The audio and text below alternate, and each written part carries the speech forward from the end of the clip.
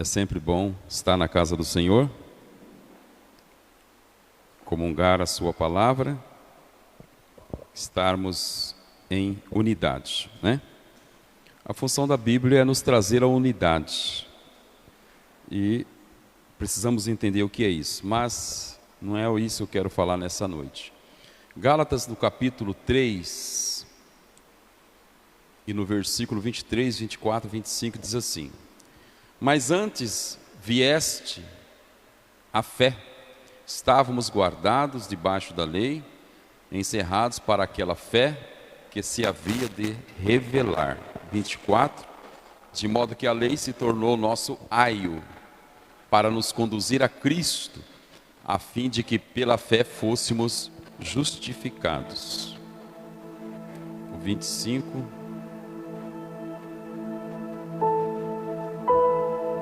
Mas depois que veio a fé, já não estamos debaixo de aio. Paulo, quando escreveu essa carta aos irmãos da Galáxia, Paulo faz uso da sua primeira forma de colocar em letras o ensinamento à igreja cristã. E quando ele assim o faz, ele faz para trazer a defesa da verdade, de uma liberdade cristã evangélica,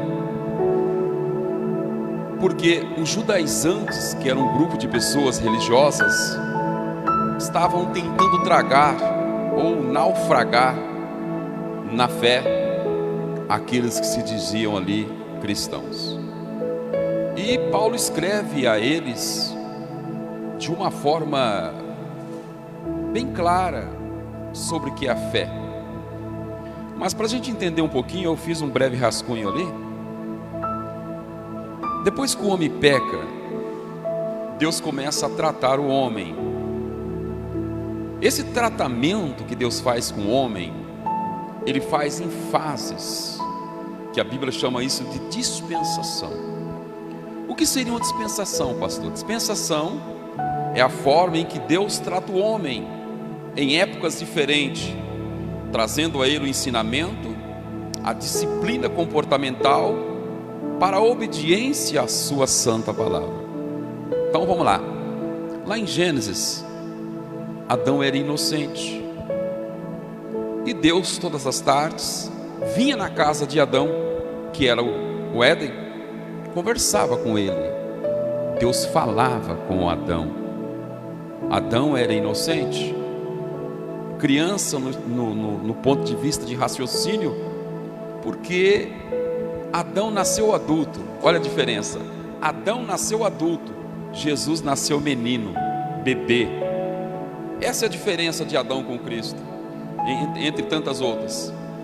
Quando a pessoa cai do céu no meio de alguém, e quando alguém nasce no meio em que vive. Então, nascendo adulto, ele não aprendeu fases. Ele não foi criança, ele não foi adolescente, ele não foi pré-adolescente, ele foi adulto. Ele pulou fases. Então por isso que Deus vinha todas as tardes e falava com ele. Deus o assistia. Deus trazia a ele ensinamentos que a gente chama na engenharia de in loco, né? Deus vinha no local e falava com ele, como Deus faz com alguns de nós quando precisamos e buscamos e almejamos. Mas tudo bem, Adão peca e Deus resolve tirar Adão daquela situação, porque como ele comeu da árvore do conhecimento do bem e do mal, ficou a árvore da vida. Se no estado que ele estava em pecado, ele come da árvore da vida, ele seria um pecador eterno e jamais haveria salvação. Então Deus providencia para ele a expulsão. Deus convida ele a se retirar. Por quê? Porque muitas vezes o não de Deus é o sim. Às vezes o não de Deus nos protege, mas nós somos criados muitas vezes a não receber não e a receber sim. Então nós criamos e nascemos e vivemos com a índole de não aceitar. Eu não aceito não, mas às vezes o não é o sim. E Deus convida Adão a sair do Éden, porque Deus queria preservá-lo. E agora Deus muda a sua fase de dispensação. Deus não o trata mais como inocente, mas Deus já trata ele como um ser consciente. O que é consciência? Consciência é quando você tem a experiência de viver algo por suas decisões e que não afeta princípios que está alocado dentro de você. Consciência, né? Queria que você colocasse para mim aí, Romanos 2, 14 e 15, para ver o que a lei de Deus faz em nossa consciência, para a gente dar prosseguimento aqui. Romanos 2, 14 e 15. Vamos ver o que está escrito lá.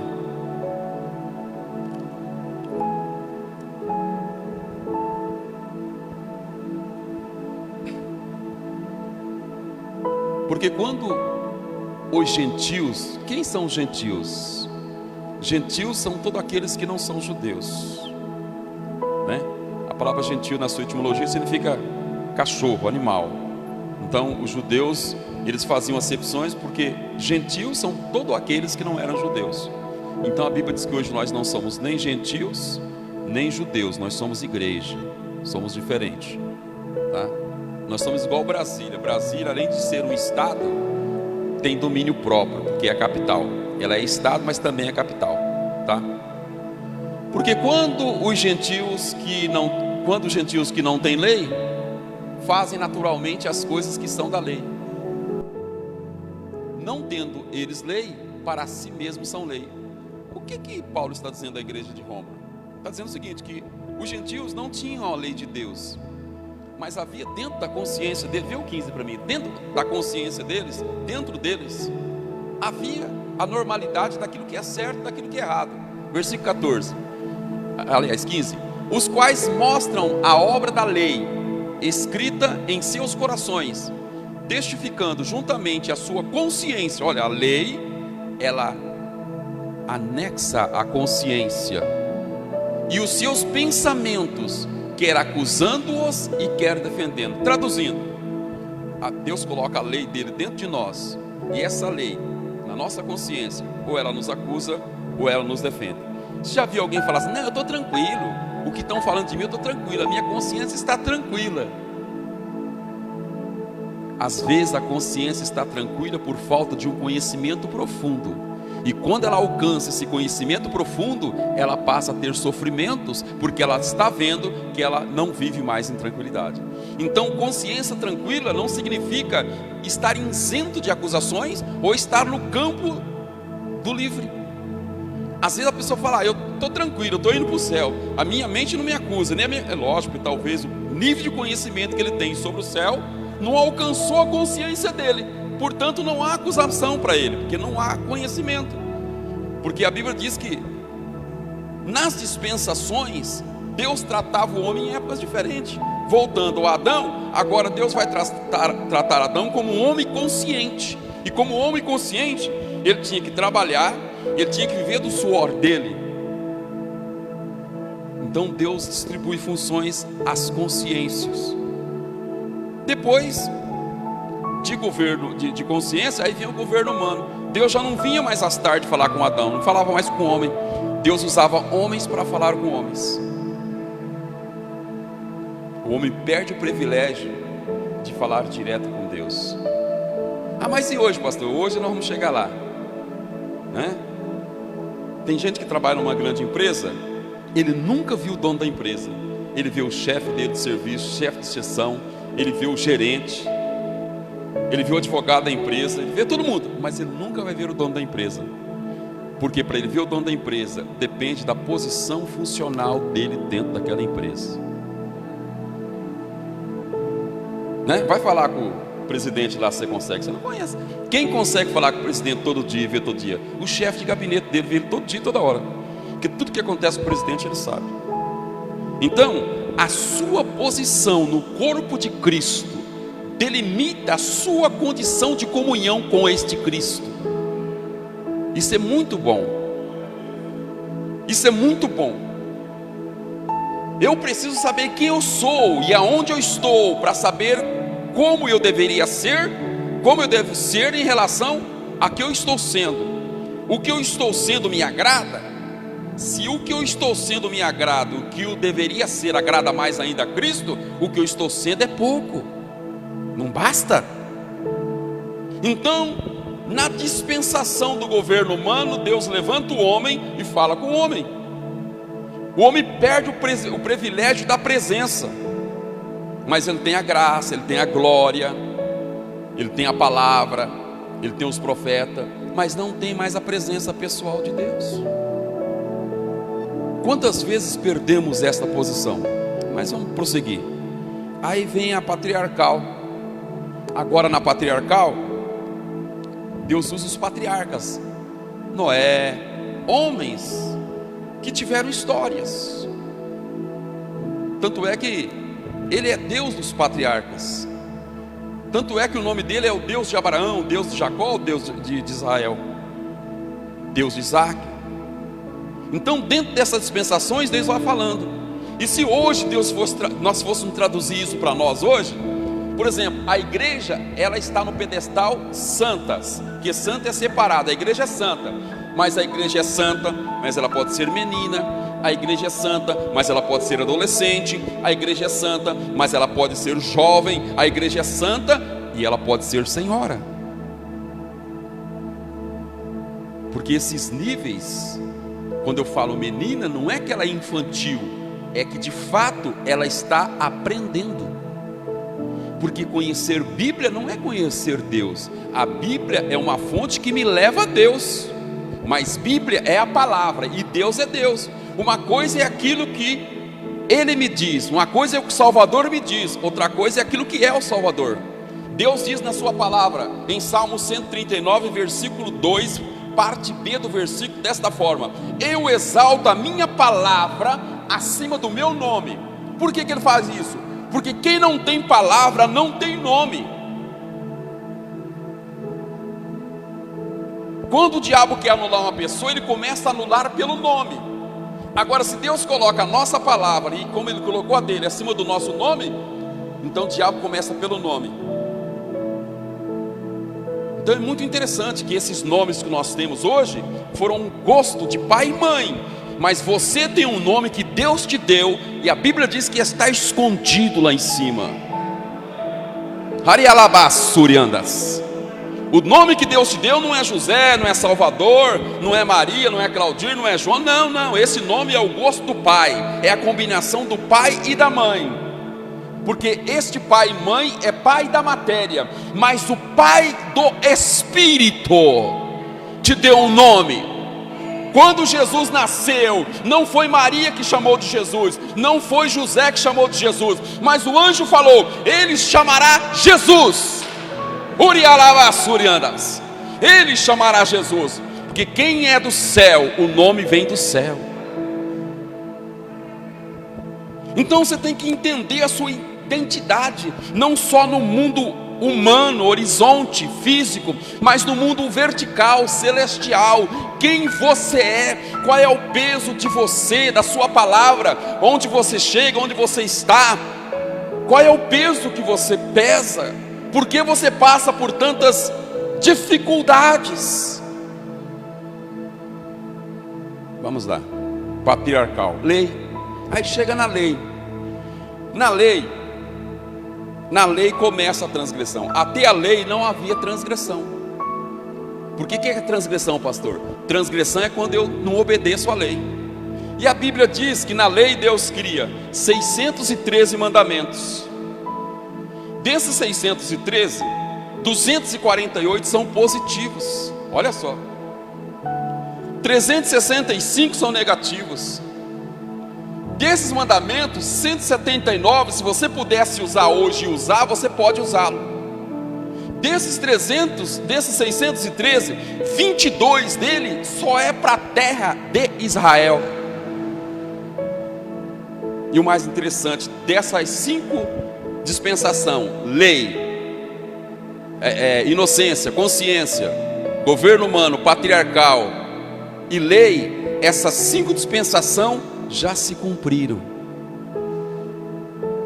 Hoje nós vivemos na 6ª, graça.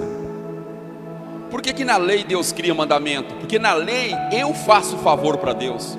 Na lei, se eu quiser falar com Deus, eu tinha que matar o animal, oferecer sacrifício. O animal não podia ter defeito, e eu tinha que me apresentar a Deus, eu tinha que fazer favor para Deus. Quando Deus viu que o homem não cumpria a lei, Deus falou para Jesus: você vai lá cumprir a lei para eles, porque se não cumprir a lei, não vai ter, não vou dar perdão. Porque na lei não se perdoava, na lei acumulava. Por exemplo, eu devo para o Salvador 100 mil reais. Eu chego lá e falo: ó, Salvador, eu não posso pagar os 100 mil reais para você, mas eu vou te dando uns pouquinhos, vou corrigindo para você. Não vou pagar juro, que você não é agiota, mas eu posso passar um juro jurídico para você. O que é o juro jurídico? É 1% ao mês, mais 0,43 de mora, que vai dar 1,43. Isso é o que a lei cobra, o Tribunal de Justiça cobra. Isso é correção, juro mais a mora. Aí eu vou lá, dou 5 mil, vou amortizando. Mas às vezes o valor é tão grande com relação ao juro e a mora, que às vezes o que eu dou, se eu dar para ele assim, 100 mil, se eu chegar lá e dar 300 reais, eu vou ficar a vida inteira dando 300 reais. E como o homem, no espectro da palavra, ele era pobre, ele não poderia dar lá um cabrito. Ele ia no pasto, ele ia no mato e pegava um par de pombo. Pombo era o animal que as pessoas pobres ofereciam em sacrifício. Então, o que acontecia? A dívida não era cobrada, mas ela ia amontoando, ia amontoando, ia amontoando, ia amontoando. Quando Jesus veio, ele chegou e falou assim: qual que é a dívida do Salvador? Ele dá esse monte aí, que esse monte aqui é meu. Catou um monte de dívida, pegou a cédula que ele tinha assinado quando pecou, e a Bíblia diz em Hebreus que Jesus rasga a cédula e diz assim: eu comprei Salvador, Salvador é meu, e acabou. Ninguém pode, nem administrativamente, nem judicialmente, cobrar Salvador mais, porque eu comprei a dívida do Salvador. E não quero receber nada de Salvador. O que eu quero é que Salvador me obedeça, ouça a minha voz, deixa meu espírito habitar dentro dele, deixa eu trabalhar no seu coração, para que ele seja o meu servo. Isso que ele quer. Na lei, eu fazia um favor para Deus, no sacrifício.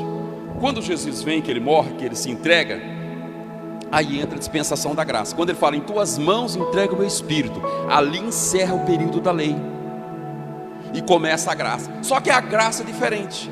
Se na lei eu fazia favor para Deus, na graça Deus faz o favor para mim. Que a palavra graça significa favor imerecido. Porque antigamente eu tinha que emprestar ou ter um animal e levar para o sacerdote, sacrificar para Deus me atender, não é isso? Então Deus falou diferente, falou: vamos parar com esse negócio de animal aí. Eu vou mandar meu filho, vai fazer um sacrifício só, e eu vou dar um título de domínio para ele, legal. O dia que qualquer homem dá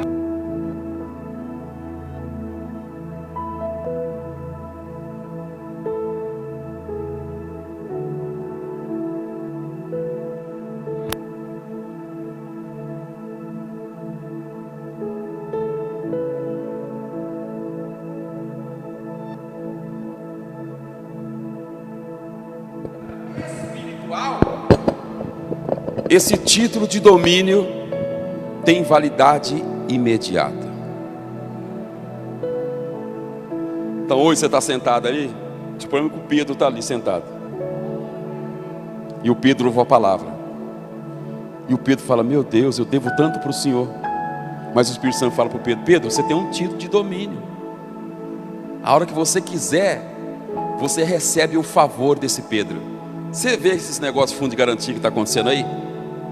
Que o governo encerrou as contas lá atrás e pagava pelo indexador, que praticamente hoje é zero. E eu fiz cálculo de alguns clientes que tem 15, 20, 30, 40 mil reais. Os que têm até 60 salário, a gente entra pela Justiça Federal em Andradina. E os que têm acima de 60, entra pela Justiça Comum na cidade própria deles. Então, as pessoas têm dinheiro e não sabiam que tinha. E muitos seres humanos podem ser salvos e não sabem que podem. Tem gente que sofre por não conhecer o certo, e quando ele conhece o certo, ele deixa de sofrer, porque a vitória é tão grande que anula o sofrimento. Mas tem gente que sofre por não conhecer a verdade. Quando conhece a verdade, continua sofrendo, porque não obedece à verdade. Aí eu te pergunto, o sofrimento que temos é por não obedecer à verdade, ou por não conhecermos a profundidade da verdade? Então, na graça agora, no favor imerecido, Deus faz para mim favor. Então hoje nós estamos aqui na justiça de Cristo, porque a Bíblia diz que a minha justiça é como trapos de imundícia. Cristo transfere para mim a sua justiça. O que é justiça? A palavra justiça, para muitas pessoas, na linguagem de hoje, significa vingança, né? Não é isso. A palavra justiça, quando você traduz ela na língua portuguesa, ela tem várias conotações, e uma delas é posicionamento. Hoje você tem um posicionamento de orar, de falar com Deus, porque Cristo morreu por nós, e Deus não olha para o homem diretamente. O dia que Deus olhar para mim diretamente, Ele me fulmina, os seus olhos me fulminam. Deus olha para mim através de Cristo. Por isso que quando Deus quer falar com a igreja, Ele olha à sua direita e fala: filho, como é que está a minha igreja? Ele se levanta, se posiciona e fala: pai, a minha igreja está caminhando. Mas eu espero que o Senhor fala para mim: busque, traga a igreja, para que eu possa trazer a minha noiva. Cristo é o nosso sacerdote, é o nosso intercessor. Mas quando terminarmos a dispensação da graça, entraremos na dispensação do milênio. Essa dispensação, nós não estaremos em Cristo, nós estaremos com Cristo. Hoje nós estamos em Cristo. Por que em Cristo? Porque usamos o seu nome, sua palavra, seu sangue, seu posicionamento, sua autoridade, os anjos que nos ajudam, que segundo Hebreus 1,14, são espíritos ministradores que intercedem por aqueles que hão de herdarem a salvação. Então hoje nós estamos em Cristo, espiritualmente falando, mas lá naquele dia nós estaremos com Ele, espírito com espírito. Não teremos mais a dor da carne, o sufoco da alma, a aflição do espírito. Lá estaremos com Ele, seremos corpos de jurado. Julgaremos as 12 tribos de Israel, julgaremos os anjos que estão amarrados à beira do Eufrates. Quando Satanás trouxe com a sua cauda a terça parte dos anjos do céu, ele transformou anjos em demônios de uma forma tão feroz, que se soltos fossem hoje, eles acabariam com a terra em questão de minutos. Deus, conhecedor de todas as coisas, os amarrou, os encorrentou pela sua potência e o deixou à beira do Eufrates. Mas naquele dia eles serão soltos e se dobrarão e se inclinarão perante o Rei dos Reis, o Senhor dos Senhores. E o interessante é que no julgamento, já no outro julgamento do trono branco, a igreja ao lado de Jesus como corpo de jurado, a Bíblia diz que as pessoas que estão no inferno, o inferno dará os seus mortos, a terra dará os seus mortos, a água dará os seus mortos, e eles virão. Mas pastor, quem está no inferno vai vir para julgar para quê? Lógico que vem. Quando o camarada mata alguém e ele a pega em flagrantes, não tem fiança, ele vai para a prisão. Depois de 2, 3 anos, vem o julgamento dele. Se ele pegou de 12 a 30 anos, que é a prisão por homicídio, culposo ou doloso, aliás, isso depois é abatido na pena dele. Mas nesse caso, quem vem do inferno não tem abatimento, porque o inferno vai ser jogado dentro do lago de fogo.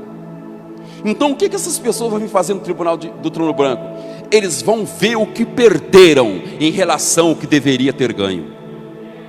Eles vão ver por que não obedeceram, o que levaram eles a desobedecerem. E a minha Bíblia diz que muitos deles não esperarão o bate do martelo de Deus, mas eles se lançarão de volta ao inferno, porque não aguentarão a voz daquele que é unânime na sua palavra. Por isso que Paulo, escrevendo à igreja da Galáxia, ele fala sobre os frutos do Espírito e fala sobre as obras da carne. Carne produz obras, Espírito produz frutos. Os frutos são do Espírito, mas você é o campo de procriação. O Espírito não pode produzir nada no mundo do Espírito. Ele produz nas pessoas. Ele produz no seu espírito. Porque os frutos do Espírito são muitos. Um deles é o domínio próprio. Um deles é o amor. É a compreensão. A Bíblia diz em Provérbios que aquele que não tem um domínio próprio, o homem que não domina o seu espírito, é como uma cidade sem muralhas. E nós estamos aqui nesta noite, muitos cansados, tristes, porque nós sabemos que não é fácil nessa vida, principalmente quando servimos um reino que não é deste mundo. Tudo que falamos, tudo que optamos, tudo que decidimos, contradizemos alguém nessa terra. Então vivemos em embate. Enquanto dormimos, os anjos nos protegem, mas enquanto acordamos, Deus nos dá consciência das milícias. E a Bíblia diz que nós não devemos ficar oculto aos ardis de Satanás. Vivemos num mundo de embate, onde as pessoas aproveitam as posições ou os posicionamentos para crescerem, para subirem em cima de outras pessoas.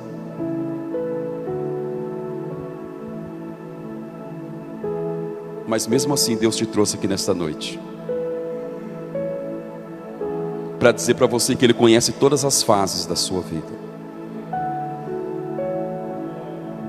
Ele te conheceu informe no ventre da sua mãe. Aliás, quando você rompeu o óvulo, que os demais irmãozinhos foram para o ralo, e você entrou no óvulo, Deus automaticamente liberou o Espírito ao ventre da sua mãe. Nasça. Ali você começou a crescer. Não o teu espírito. O espírito cresce no conhecimento, mas não cresce dimensional. A Bíblia diz que não é bom para a alma viver sem conhecimento. Então Deus já vem tratando de você desde o ventre da sua mãe. Aí você nasce. Deus vem observando os astigmas hereditários que você traga sobre si, porque talvez o pai, a mãe, a avó lá atrás mexeram com ramificações espíritas ou espiritualistas que comprometeram a raiz familiar. E você nasce dentro de um lar que não tem nada a ver com o Evangelho.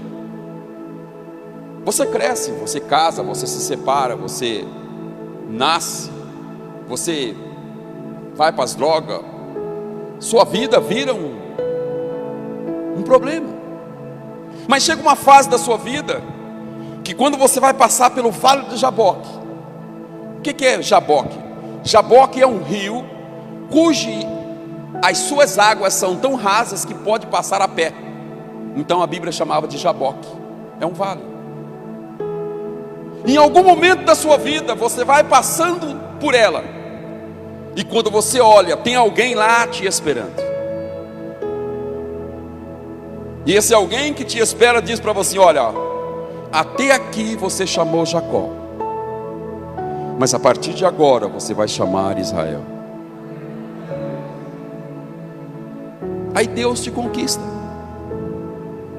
Mas não é fácil você viver 30, 40 anos pelos instintos da alma. E de repente você se converte ao Senhor. E agora, é o que eu disse um outro dia: você pega um carro bom, potente, e coloca um bebê dentro, não vai dar nada bom. Então você hoje é um bebê no Espírito, e está dentro de um veículo chamado corpo e alma, tentando induzir você a tomar decisões que agradam o corpo e a alma. Mas o seu espírito, ainda que pequeno, mas os olhos de Deus estão dizendo para o seu espírito: não tome essas decisões, porque eu sou contigo. E essas decisões, cada dia que vai acontecendo as coisas, Deus está lá, todas as tardes, todas as manhãs te visitando. Porque Deus te conhece na palma das suas mãos. Então não se preocupe. Em algum momento da vida Deus vai se calar com você. Assim como faz com as águias. As águias são muito inteligentes. Quando os seus filhotes nascem, A mãe águia pega o filho e joga, solta, lá do bico da colina, lá em cima. Ela dá o rasante por baixo e pega o filho. Ela faz isso em 2, 3 vezes. Se ele não aprender na terceira vez, na quarta ele se arrebenta, porque ela não segura mais. Às vezes Deus te deixa só, não é porque Deus te abandona. Deus te deixa só para você aprender a ser maduro. Sofrimento amadurece. Sofrimento gera experiência. Gera independência em Cristo. Independência em Cristo não é ser independente de pessoas, porque a igreja é um corpo espiritual, e esse corpo é formado por uma membresia. Lá em casa você é um membro, você chega aqui como família, mas aqui você já está como igreja. Aqui você é pessoa jurídica, lá em casa você é pessoa física. Lá você é o dedo, lá você é a mão, aqui você é o corpo. E Deus é muito sábio. Deus não está sobre o dedo, Deus não está sobre o pé, Deus está sobre o pescoço, que tem como potência o corpo. Quer dizer, Deus cobre todo mundo. Deus não abandona as pessoas. Muitas vezes Deus não vai falar na tua casa. Deus quer que você venha aqui, porque é aqui que Deus quer falar, porque Deus quer falar com o corpo. Deus não quer lavar a mão, Deus não quer lavar o braço, mas Deus quer banhar o corpo. E para banhar o corpo, todos têm que entrar no chuveiro. Mão, pé, braço, cabeça. O próprio Cristo é o primeiro a ser lavado, porque o óleo desce sobre a cabeça de Araão e vai sobre a sua barba, e a unção desce sobre a sua igreja.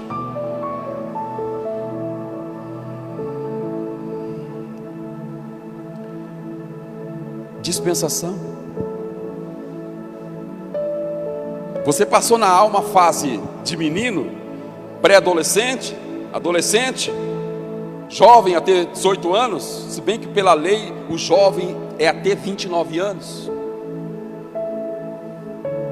Talvez você hoje é um homem ou uma mulher, menino. É homem no corpo, mas menino no espírito. Tem muitos jovens hoje que são jovens no corpo, mas são homens ou mulheres no espírito. Sofrimentos lhe deu capacidade de decisões, desenvolvimento. Então a igreja é mais do que cantar, é mais do que falar. A igreja é mais do que cantar, é mais do que falar. A igreja é ser igreja. É o fato de estarmos aqui, é o fato de entrarmos na sua presença. A Bíblia diz: Deus não habita em templo feito por mãos de homens. Deus não habita dentro desse templo, aqui fica a sua glória. Mas Deus habita em templo feito pelas suas mãos, que é o seu corpo, que é o meu corpo. Quando nós vamos para casa, Deus vai conosco. Deus não fica aqui, aqui fica a sua graça, a sua glória. Mas Deus vai com a igreja, porque a gente fala errado, né? Hoje eu vou na igreja. Não, você é a igreja, você vai ao templo. Você não cultua na igreja, é a igreja que cultua no templo. O templo existe para trazer unidade de presença. Entende isso? Porque no mundo espiritual qualquer palavra tem valor. Então às vezes a gente fala a coisa errada, fala, mas você entende o que eu digo. Mas o mundo do espírito e o inconsciente humano não discerne. O inconsciente, o que ele recebe, ele recebe.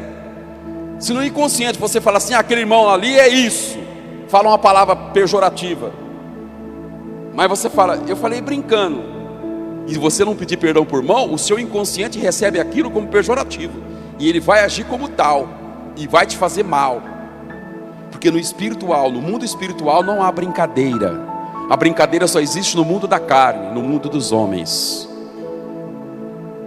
Você pode ver na Bíblia que Jesus nunca riu. Todas as vezes que Deus na Bíblia, ou que Jesus ri, é em tom de zombaria. Deus riu dos ímpios. Porque a palavra riso é expressão de alma, ou expressão de face. Mas a Bíblia diz que Deus se alegra, porque a alegria é júbilo do Espírito. A alegria é algo que vem de dentro, que vem do Espírito, que vem do céu. Aliás, a alegria é fruto do Espírito Santo. Deus Deus não ri, Deus se alegra. Agora o diabo ri, os homens riem dos homens, e Deus ri do ímpio. Deus ri de Satanás. Mas Deus quer se alegrar conosco nessa noite. Eu não vou estender mais. Que Deus te guarde, que Deus te abençoe, que Deus te fortaleça e sustenta a sua alma e a sua vida em nome de Jesus.